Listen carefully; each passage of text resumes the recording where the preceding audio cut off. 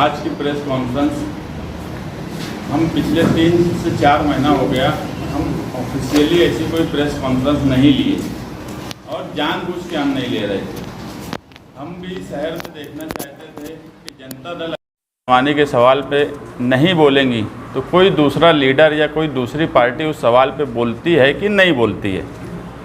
और 3-4 महीने में हमने ये महसूस किया कि इस शहर में अगर जनता दल नहीं बोलेंगी तो कोई भी लीडर, कोई भी पार्टी करप्शन और बदनवानी के सवाल पे मुंह नहीं खोलेंगी।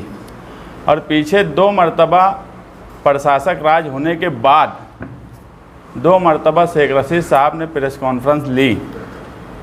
ये उसी मिसाल की तरह है कि 900 चूहे खाकर बिल्ली गंगा नहाने के लिए जा रही है। कि जब इनके पास इक़्तिदार था, शिवसेना के साथ 5 साल तक इन्होंने मलाई खाई, मिलजुल कर खाई, और जब अब इक़्तिदार चला गया तो अब दादा भूसे साहब के इनको अब वो अच्छे नहीं लगते। हम ऐसा मानते हैं कि ये एक सोची समझी प्लानिंग और साजिश के तहत किया जा रहा है। जिस वक्त इनको काम करना चाहिए था, जब इनके पास इक़्तिदार था, कुर्सी थी, महासभा की पावर थी, उस वक्त इन्होंने कुछ भी नहीं किया। शेख रशीद साहब का एक जुमला जो बदनवानी को बढ़ावा देने के लिए काफ़ी है कि शिवसेना के कुछ नगर सेवक में हमारे पास आते थे और ऐसी जगह बजट डालने के लिए बोलते थे जहां पर ऑलरेडी काम हो चुका है। तो आप समझ लो कि जब इनको ये बात समझती थी कि ऑलरेडी वहाँ काम हो चुका है तो ये किस बुनियाद पे वहाँ बजट डालते थे। यही तरीका नदी के उस पार भी इस्तेमाल किया गया और वही तरीका नदी के इस पार भी इस्तेमाल हुआ कि जहाँ पर काम हो गया वहाँ बजट, और खुद वो कबूल कर रहे हैं ये बात। इससे ज़्यादा शर्मनाक इस शहर के लिए कोई बात नहीं हो सकती कि जिनके पास पावर था, इक़्तिदार था, वो आज खुद कबूल करते हैं कि हमने बजट ऐसी जगह दिया जहाँ काम हो चुका था।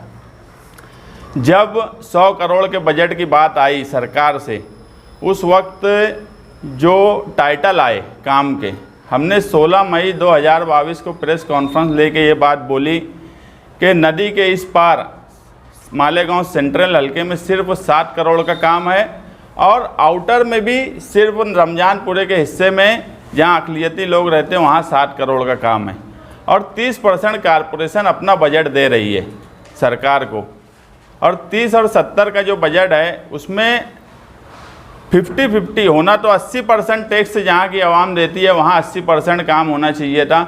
हम भी ये बात समझे कि चलो एक मिनिस्टर का काम है तो कम से कम 50-50% तो होना चाहिए। और उस वक्त हमने ये बोला था कि महासभा लेके ये टाइटल रद्द करो काम के। अगर आप लोगों को ध्यान होगा तो ये काम रद्द करो और वापस आधा इस हिस्से का काम दो और आधा उस हिस्से का काम दो। 15 जून तक इक़्तिदार रहा, 15 जून तक कारपोरेशन हमारे ताबे में रही, हम भी कारपोरेटर थे, मगर इन्होंने कोई विषय महासभा में नहीं लिया। उस वक्त इनके पास पावर थी, ये चाहते तो वो सब काम रद्द कर सकते थे और अपने जो सही काम है वो काम दिए जा सकते थे, मगर उस वक्त नहीं किया गया। और आज बोला जाता कि 100 करोड़ के काम भी उन्होंने अपने हिस्से में डाल लिया। ये वही बात हो गई कि जब तुम्हारे पास इक़्तिदार था, तुम्हारे पास पावर थी, उस वक्त आंख बंद कर लिए, और जब सब चला गया उस वक्त किसी की बुराई करना, ये बात शहर की आंख में धूल झोंकने के बराबर है।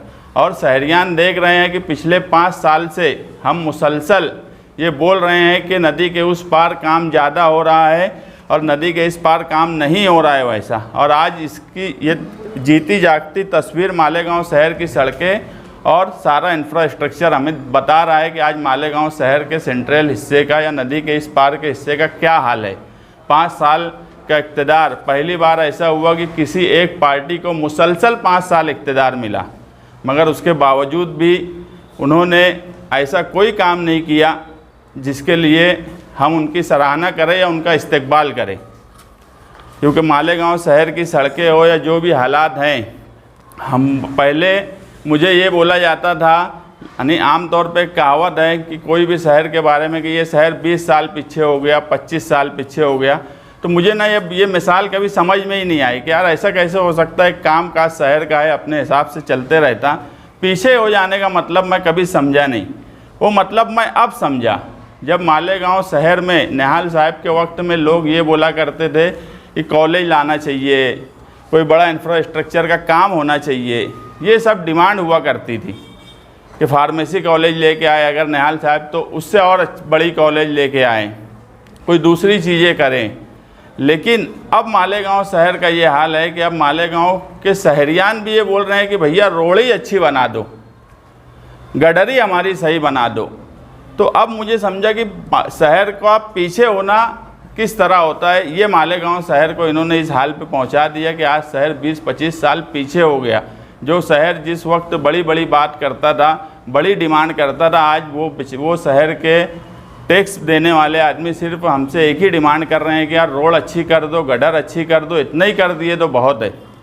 ऐसे हालात में मालेगांव शहर के हालात किसी सूरत में सुधरने जैसे नहीं है। अब जो कामकाज इस शहर में हो रहा है, हम हमेशा बोले कि बदनवानी ने इस शहर को खंडर बना दिया और वो हमारे सामने है।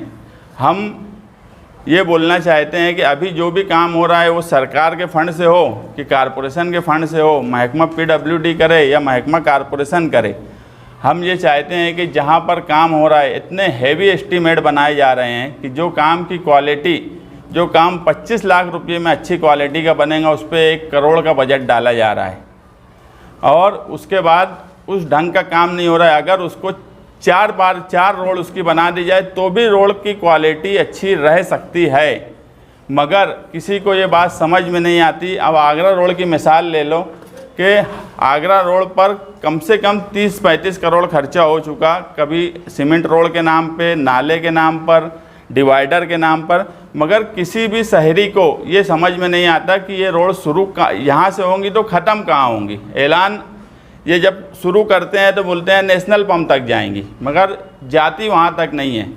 तो सरकार की तरफ से गवर्नमेंट का कायदा है कि कोई भी वर्क ऑर्डर दिया जाता तो उसमें लिखा होता है कि यार वहाँ पर बोर्ड लगाया जाए कि वो काम का तखमीना क्या है, उसका बजट क्या है, वो काम की रुंदी कितनी है, उसकी चौड़ाई कितनी है, ज़मीन के नीचे कितना काम होगा, ज़मीन के ऊपर कितना काम होगा। मगर मालेगांव शहर में बोर्ड नहीं लगाया जाता।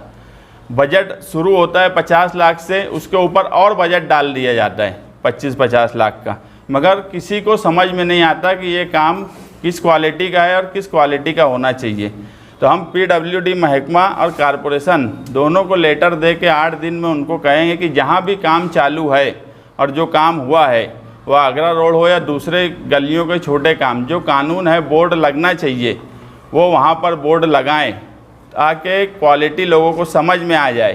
क्योंकि ऐसी बंदरबाट चालू है सरकारी फ़ंड की भी कि अगर उस फंड से सही ढंग से कामकाज ईमानदारी से लीडरान करें तो हर चीज़ सही हो सकती है। और जो लीडर भी बड़े बड़े दावे कर रहे हैं कि हम इतने करोड़ ला रहे हैं, सिर्फ हम भी सुन ही रहे हैं, हम उतने करोड़ ला रहे हैं, अगर वो ईमानदार हैं तो उन्होंने अपने अपने हिस्से में बोर्ड लगाने का काम शुरू कर दे।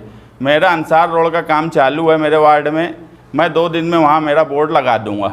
और अगर लीडरान ईमानदार हैं तो उन्होंने तखमीने का और पूरा जिस तरह से दूसरे शहरों में बोर्ड लगाया जाता है नक्शा बनाकर, उसमें टोटल हर चीज़ लिखी जाती है, नक्शा रहता है कि ज़मीन के नीचे कितनी खड़ी डाली जाएंगी, कितना मुरुम डाला जाएगा, उसकी मोटाई कितनी होंगी, चौड़ाई कितनी होंगी, लंबी कितनी रहेंगी। तो ऐसा बोर्ड सब ईमानदार लीडर जो अपने आप को इस शहर में ईमानदार बोलते हैं तो उन्होंने खुद से लगवाना चाहिए। अगर 8 दिन में बोर्ड नहीं लगा तो कारपोरेशन महकमा और PWD महकमा के बाहर ढोल बजाकर हम आंदोलन करेंगे ताकि उनके कान तक हमारी खबर जाए। और अगर उसके बाद भी हमारी बात नहीं होती तो जहाँ पर भी जिस भी लीडर, जो भी लीडर से काम हो, वो हमारे पार्टी के हों कि दूसरी पार्टी के हों या कोई भी हो, अगर वहाँ बोर्ड नहीं लगा रहेगा तो उस जगह पर हम महल्ले की आवाम को लेके ढोल बजाएंगे। पहला काम हमारा है कारपोरेशन और PWD के ऑफिसरान अगर काम नहीं किए तो उनकी ऑफिस पे ढोल बजाएंगे, नहीं तो जहाँ काम होगा वहाँ के महल्ले वालों को लेकर वहाँ ढोल बजाएंगे कि यार ये जो काम हो रहा है इसमें बदनवानी है अगर बोर्ड नहीं लगाए तो। ये इस तरह की हम डिमांड कारपोरेशन और PWD से करते हैं और शहरियान से भी कहेंगे, गुजारिश है कि उनकी गली महल्ले में किसी भी किस्म का काम हो, वो ठेकेदार से, जो कारपोरेटर हो, जो लीडर हो, कोई भी हो, अगर काम शुरू हो रहा है, इफ्तिताह हो रहा है और महल्ले के सरकर्दा अफराद को बुलाया जाता है तो उन सरकर्दा अफराद की भी जिम्मेदारी है इस शहर को सुधारने की। उन्होंने भी पहला सवाल ये करना चाहिए कि यार तुम पहले यहाँ बोर्ड लगाओ कि ये कितना तखमीना है, किस तरह का काम है, उसके बाद ही वो किसी भी प्रोग्राम में हाजिर हो। नहीं तो शहर के सरकर्दा अफराद बेचारे वहाँ पहुँच जाते और उनसे सिर्फ टेकम फोड़ा मरवा दिया जाता। उनको ये भी नहीं पता होता कि ये काम कितने का है, ये काम की क्वालिटी क्या होना चाहिए या क्या होंगी। तो मैं तमाम ही शहर के सरकर्दा अफराद, उलमा इकराम सबसे ये गुजारिश करूँगा कि उसी वक्त वो किसी भी इफ्तिताई प्रोग्राम में शिरकत करें जब वहाँ पर बोर्ड लगा हुआ रहे, ताकि वो खुद भी अंधेरे में ना रहे।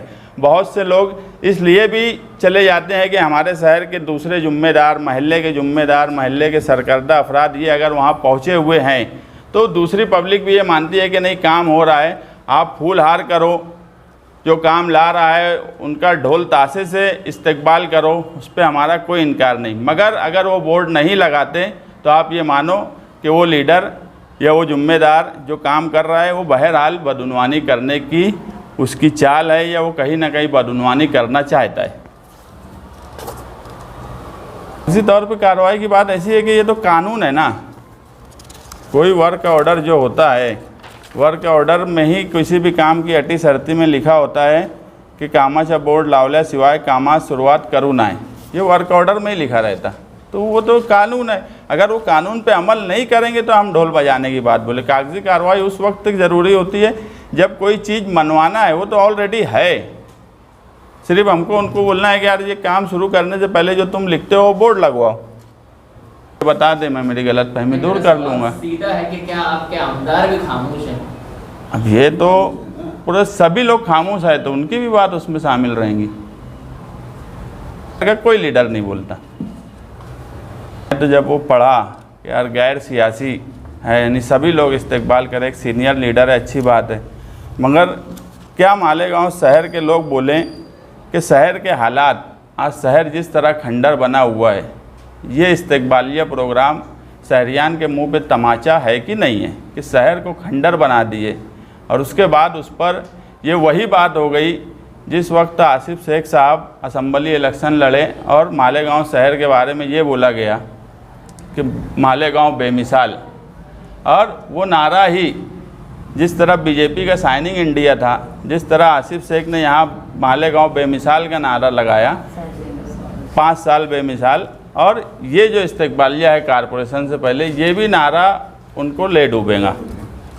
क्योंकि शहर के हालात अगर इसकी इजाज़त देते या शहर ऐसे हालात रहते कि हमको रोड गटर के बारे में आवाम को ये नहीं बोलना पड़ता कि रोड बना दो, गटर बना दो, तो शायद हम भी एक सीनियर लीडर होने के नाते उनका इस्तकबाल करने में पीछे नहीं रहे होते। मगर शहर इसकी इजाज़त आज हमको तो नहीं देता, और मेरे ख्याल से शहरियान को भी नहीं देता। या किसी भी सियासी लीडर हो, हम क्यों ना हो या दूसरे क्यों ना हो, किसी भी सियासी लीडर को आज शहर के जो हालात हैं, जो शहर खंडर बन गया है, किसी भी सियासी लीडर ये नहीं बोल सकता कि यार उसको ये शहर की खिदमात के नाम पे उसको इस्तकबालियत दिया जाए। कर लो, इनके पास 5 साल था, अगर ये अच्छा शहर बना दिए होते। आज ये खुद बोल रहे हैं शिवसेना के बारे में, दादा भूसे के बारे में, 5 साल जिनके साथ रहे, आज ये बोल रहे हैं कि यार उनके वक्त करप्शन हुआ, मैंने वहाँ बजट डाला जहाँ काम हो चुका था। तो किस तरह से इस्तकबाल की बात बोली जा रही? तो की तरह का कोई बयान ऐसा बाकायदा नहीं आया कि गठबंधन रहेगा या नहीं रहेगा, प्रेस कॉन्फ्रेंस के लिए तो थोड़ा इस पर भी रोशनी डाल दो आप। देखो, गठबंधन 10 साल के लिए हुआ था, और गठबंधन पे सुबह शाम, सुबह कुछ, शाम में कुछ, दूसरे दिन कुछ बोलना ये हम लोगों को मुनासिब नहीं लगता। और फ़िलहाल जनता दल जो है वो ज़मीन पे काम कर रही है, और काम करते हुए हमें महसूस हो रहा है कि क्या शहर के सियासी हालात बन रहे हैं। और सियासत में 2 जमा 1 3 नहीं होता, सियासत में 2 जमा 1 45 हो सकता है। ये थ्योरी पे हम काम कर रहे हैं, और वक्त आएगा तो ये थ्योरी किस तरह से आवाम के सामने रखी जाए वो हम बता देंगे। आज हम ज़मीन पे काम कर रहे हैं, और ज़मीन हमारे लिए हमवार है। आज शहर में सबसे हमवार अगर किसी के लिए ज़मीन है तो वो जनता दल है, और हम 2+1 सियासत में, मैं बोला 3 नहीं होता, उस थ्योरी पे काम कर रहे हैं। वक्त आने पे बताएंगे वो थ्योरी क्या है। गठबंधन रहेगा। यार मैं तो बोला ना 2 जमा 1 3 नहीं होता, 2 जमा 1 45 होता। उस पर हम काम कर रहे हैं। वो थ्योरी किस तरह से रहेंगी ये हम वक्त आने पे बता देंगे।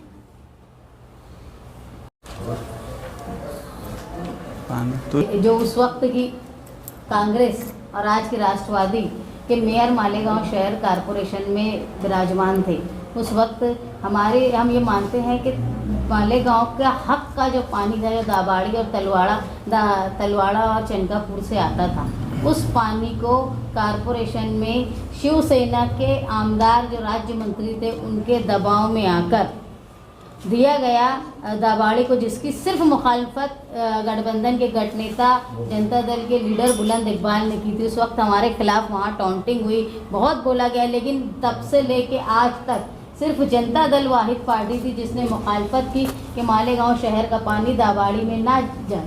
उस वक्त भी शेख रशीद साहब एमएलए थे, मेयर थे, उसके बाद उनकी बीवी थी। हम मुसलसल ये मांग करते रहे कि भाई मालेगांव में जो दाबाड़ी का दिया जा रहा पानी है वो गलत है। हम जो पानी इस्तेमाल करते हैं सालों से तलवाड़ा चनकापुर का, ये साफ़ पानी है, शफाफ पानी है। जैसे साथी निहाल अहमद साहब कहा करते थे कि वो दरख्तों की जड़ों को छू कर आता है। वो सिर्फ पानी नहीं, हमारे लिए एक दवा, वो नेचुरल जो फ्री फ्लो से बह के आता था, जिसमें हमको इलेक्ट्रिक का खर्चा नहीं आता। ये पानी तक इन्होंने दादा भूसे के साथ साठ गांठ करके मालेगांव शहर के पानी को इन्होंने दादा भूसे को दे दिया। और आज हम ये जब वो इतनी मुखालफत कर रहे थे तो हम उम्मीद कर रहे थे कि शेख रशीद साहब ये गलती को भी मानेंगे, लेकिन उन्होंने नहीं माना।